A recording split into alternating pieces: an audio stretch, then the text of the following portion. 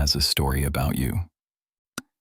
A coherent, internally consistent account in which your behavior explains something that happened to them. Friedrich Nietzsche spent his career on one observation about this fact. Not that the story is wrong. That from where they are standing, it is entirely true. Someone has a story about you. In their story, you are not the good person. Not because they are lying, not because they have misunderstood, because every person is the hero of their own account, which means every person is, in some account they have never read, the reason something went wrong. Nietzsche called this perspectivism, the observation that there is no neutral position, no account of events that is not told from somewhere. And the somewhere you are telling your story from is the somewhere that makes you the villain in theirs. And so, Nietzsche's concept of perspectivism begins with a deceptively simple observation. There are no facts, only interpretations. Not because the events did not happen.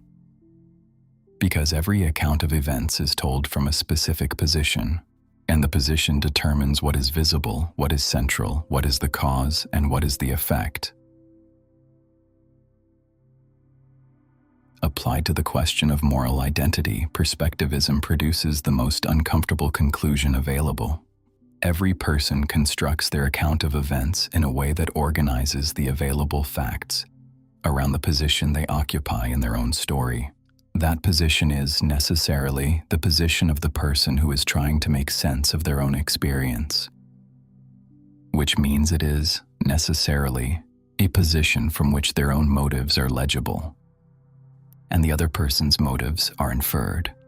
The person who hurt you had a reason. You know your reasons. You infer theirs, and the inference will be shaped by what the inference needs to do, which is to make the account coherent from where you are standing. This is not dishonesty. It is the structure of all human narrative, but it has a consequence that Nietzsche documented with precision. The person who understands their own position in their story must also understand that they occupy a position in someone else's story that they have never read. And in that story, the role they occupy is not the one they would choose. I know what I did and why I did it. My intentions were not what they think. If they understood the full context, if they knew what I knew when I made that decision, they would see it differently. Nietzsche's observation is not that the context would change the account. It is that from their position, the context is also different, and their account is as internally consistent as yours. Nietzsche's perspectivism is not relativism in the popular sense. He did not believe all perspectives are equally true. He believed all perspectives are true from where they are held, and that the failure to understand this produces a specific and dangerous self-deception. The person who believes their account of events is the neutral account, the one that simply describes what happened, has made the most fundamental error available in moral reasoning. They have mistaken their position for the absence of a position. Their story feels like reality because they are inside it. The other person's story feels like distortion because they can see, from their position, exactly where the distortion begins. What they cannot see is that the other person is looking at them from exactly the same angle, finding exactly the same distortions, with exactly the same certainty. This is Nietzsche's first observation about the villain in someone else's story.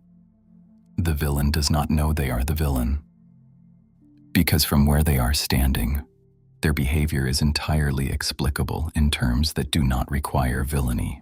The second pattern is the one that is structurally invisible. Research on interpersonal conflict consistently finds the same asymmetry.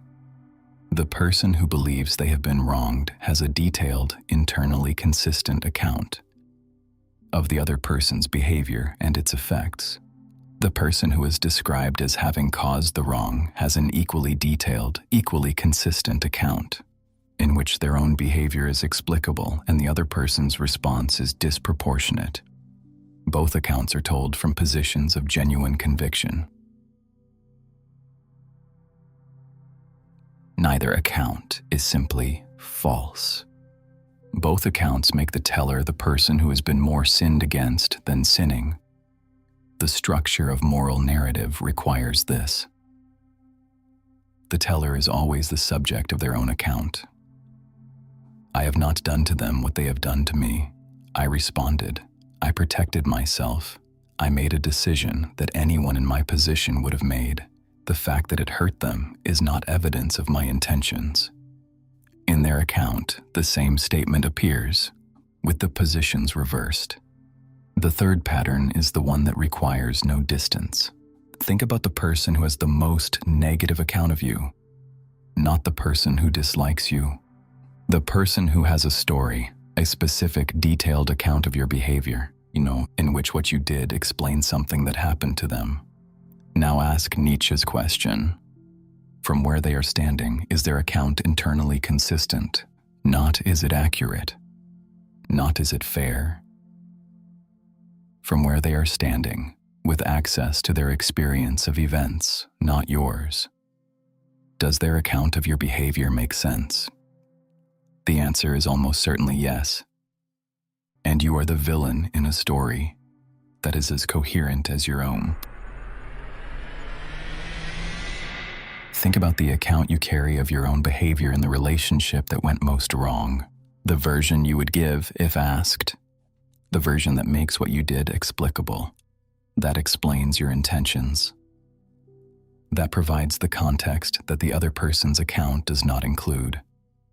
That account is true. It is also, from their position, incomplete in the specific ways that make you the person who caused the damage. Nietzsche's question is not which account is more true. It is whether you have ever read their account with the same seriousness you bring to your own. I know what they think. I know what they believe I did, but they don't have the full picture. They don't know what was happening for me. They don't know why I made those decisions. If they knew what I knew, their account would be different. Nietzsche's framework says, from their position, they know exactly as much as they need to know to make you the cause of what happened. The full picture is your picture. Their picture is also complete. It simply does not contain your interior. Think about what your behavior looks like from the outside, not what it meant, what it looked like. To someone without access to your reasons, to someone whose experience of your behavior is the only data they have. I withdrew. I prioritized something else. I said something that I did not mean to be harmful. I made a decision that served me and also affected them. I did not consider their experience in the moment. I thought about myself. From their position, that is not context. That is the story. Someone has a story about you. In their story, you are not the good person. Nietzsche's observation is not that the story is true. It is that from where they are standing, you have not yet seriously considered what it would take to make it false. He did not believe in the surrender of one perspective to another. Perspectivism is not the instruction to see yourself through someone else's eyes. It is the instruction to know that your account has a position, that the position is not neutral, and that the person who believes their account of events is simply what happened, is the person least capable of understanding why they keep appearing in other people's stories as the cause of damage. Nietzsche's perspectivism requires something specific from the person who takes it seriously, not the abandonment of their own account, but the acknowledgement that their account is constructed from somewhere, that the somewhere shapes what is visible, that the person who cannot name where they are standing cannot see what their position produces, and that the inability to see oneself from outside, the inability to read the account in which you are not the subject, but the object, is the specific blindness that makes the villain's position invisible to the person occupying it. This is not a moral judgment. Nietzsche was not interested in moral judgment. It is a structural observation about the nature of narrative and position. Every person is the hero of their account. Every hero's account produces, in adjacent accounts, a person who caused something. The question is not how to stop being the villain in someone else's story. That is not available.